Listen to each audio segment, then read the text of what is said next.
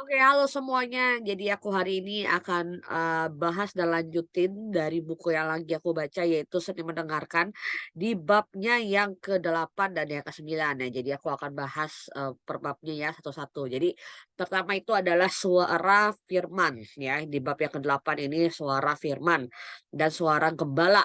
Nah, jadi buat saya suara firman dan suara gembala ini saling berkesinambungan gitu ya. Nah, as we know, yang kita udah pernah tahu dan kita udah pernah baca di Alkitab juga sesuai dengan Mazmurnya Daud. Daud bilang bahwa firman-Mu adalah pelita bagi kakiku, ya. Jadi, secara, simpelnya adalah kalau kita lagi ada di ruangan yang gelap atau misalnya ruangan yang mungkin lagi nggak ada pencahayaannya, mati lampu atau apapun, nah pelita ini yang membuat kita ini bisa melihat, dengan baik gitu ya. Kita melihat kalau supaya kita nggak kesandung, kita nggak kepentok, kita nggak, jatuh atau misalnya di situ ada apa, dan kita bisa tahu semuanya itu. Nah jadi pentingnya untuk kita ini tahu dan ngerti firman supaya kita ini bisa terhindar tanda kutip nih, dari hal-hal yang mungkin seharusnya kita nggak kepentok lah gitu misalnya, atau kita nggak kesandung di hal itu, tapi kita tuh bisa terhindar karena kita dengerin firman Tuhan, gitu ya. Nah, karena kebenaran firman Tuhan itu juga adalah, sebuah apa ya, kebenaran gitu ya, bukan kebenaran diri kita, tapi kebenaran yang dari Tuhan, kebenaran yang ilahi yang dari Tuhan, itu membuat kita itu punya ibaratnya ini pengetahuan di atas rata-rata kita atau orang-orang yang sepantaran nih sama kita, ya. Kita mungkin lebih, jadi lebih dewasa, lebih berhikmat, lebih bisa cara bicaranya, dari cara kita solve the problem, kita lebih, mungkin lebih, didengar atau misalnya apa gitu. Tapi bukan untuk kehormatan, tapi lebih ke arah bahwa Tuhan ini pakai hidup kita, Tuhan ini pakai, cara berpikir kita tuh melalui kita ini taat sama suara firman tersebut, gitu ya. Nah, di dalam firman juga itu ada yang namanya perintah. Nah, yang namanya perintah kalau misalnya waktu itu Ko Heri sempat, ajarin waktu Zoom dengan pasukan bahwa perintah itu ada, kalau kita sebagai pasukan, perintah itu adalah hal yang mutlak untuk kita taati, gitu ya. Nah, apalagi kalau misalnya perintahnya ini dapatnya dari Tuhan gitu ya.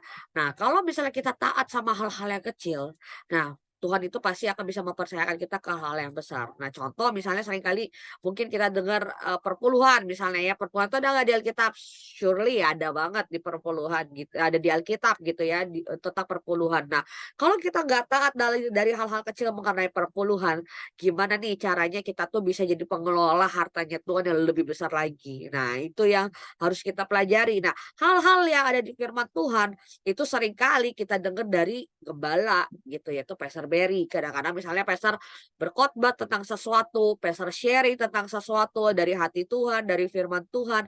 Nah, disitulah kita juga bisa mendengarkan suara gembala kita, gitu ya. Karena di Yeremia 3 ayat 15 Tuhan tuh bilang begini, Tuhan akan mengangkat bagi kita gembala-gembala yang sesuai dengan hatinya. Artinya adalah di situ kalau kita dengerin suara gembala kita, artinya kita juga dengerin suara Tuhan. Karena Tuhan mengangkat bagi kita gembala-gembala yang sesuai dengan hati Tuhan. Nah, saya percaya Pastor Berry ini adalah gembala yang datangnya dari hati Tuhan.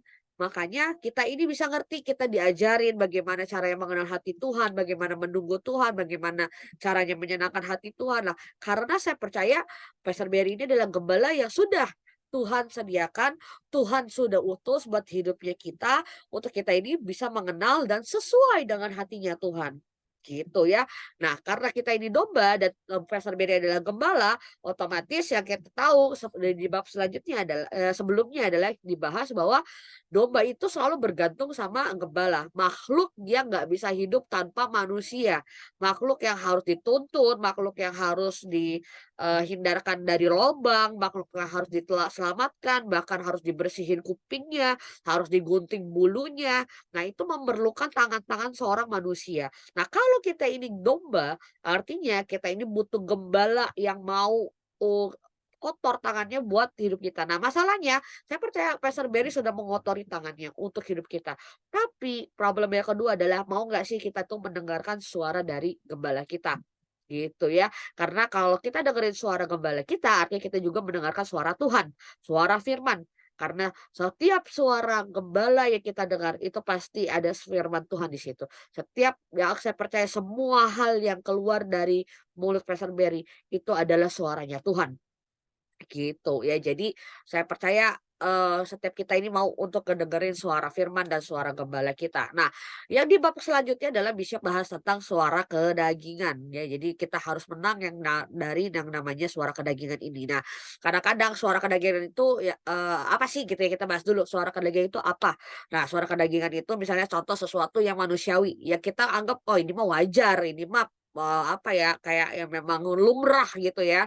Terus perasaan, maunya yang paling, ini yang besok tekankan adalah suara yang kepengennya tuh cuma mau enak dan gampangnya doang. Nah, itu adalah ciri-ciri dari suara kedagingan gitu ya.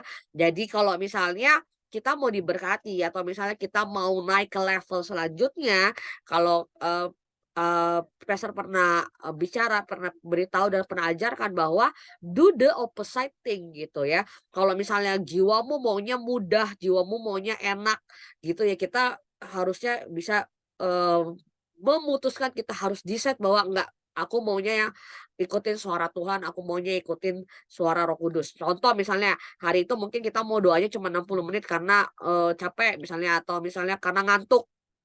Ya, bangunnya kepagian, terus kata, "Kok aku mau spend time lebih buat tidur," gitu, sebelum misalnya kerja, gitu ya. Nah, tapi kalau saya percaya kalau Pastor Berry diperhadapkan dengan hal seperti itu, saya percaya pasti Pastor Berry akan do the opposite, yaitu beliau akan doa lebih lama lagi, gitu. Nah, itulah yang Pastor Berry ajarkan supaya kita ini bisa keluar dari yang namanya suara kedagingan, suara jiwa nih yang harus kita menangkan.